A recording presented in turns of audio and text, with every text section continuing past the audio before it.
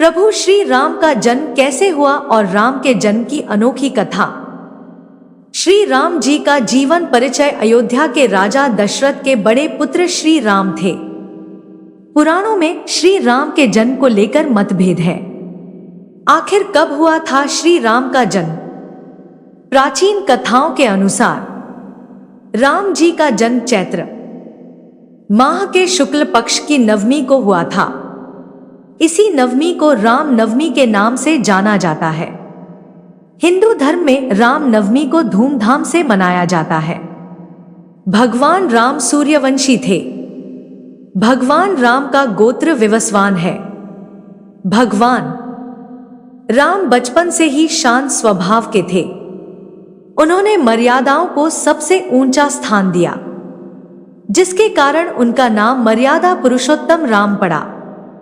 प्रभु राम एक वीर पुरुष के रूप में जाने जाते हैं।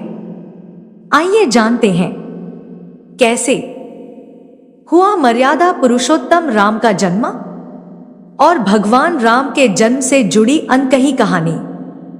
श्री राम के जन्म से जुड़ी अनकही कहानी आइए जानते हैं कैसे हुआ मर्यादा पुरुषोत्तम राम का जन्म।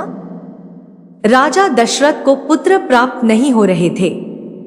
राजा दशरथ को गुरु वशिष्ठ ने ऋषि रिंग से अश्वमेध यज्ञ करने की सलाह दी। दशरथ ने पुत्र प्राप्ति के लिए ऋषि रिंग से यज्ञ करवाया। अश्वमेध यज्ञ में महान विद्वान और ऋषि मुनि शामिल हुए। अश्वमेध यज्ञ प्रारंभ हुआ। पूरा वातावरण मंत्र और सुगंध से महक रहा था। यज्ञ के दौरान एक तेजस्वी आकृति उत्पन्न हुई। उस आकृति ने देवताओं की तरफ से एक बर्तन दिया। उस बर्तन में खीर थी।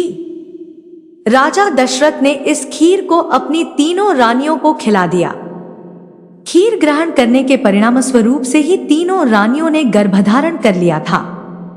इसके पश्चात चैत्र माह की रामनवमी को तीनों रानियों ने पुत्र को जन्म दिया। कौशल्या ने राम को जन्म दिया था। कैकेयी ने भरत को जन्म दिया। सुमित्रा ने लक्ष्मण और शत्रुघ्न को जन्म दिया था। पूरे अयोध्या राज्य में खुशी का माहौल था।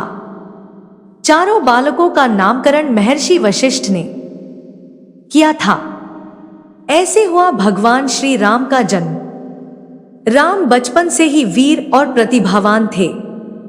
राम अपने से बड़ों और गुरु की सेवा में लगे रहते थे। अयोध्या की प्रजा राम को प्रेम करने लगी थी। प्रजा के प्रिय बन गए थे। यह श्री राम के जन्म से जुड़ी अनकही कहानी थी।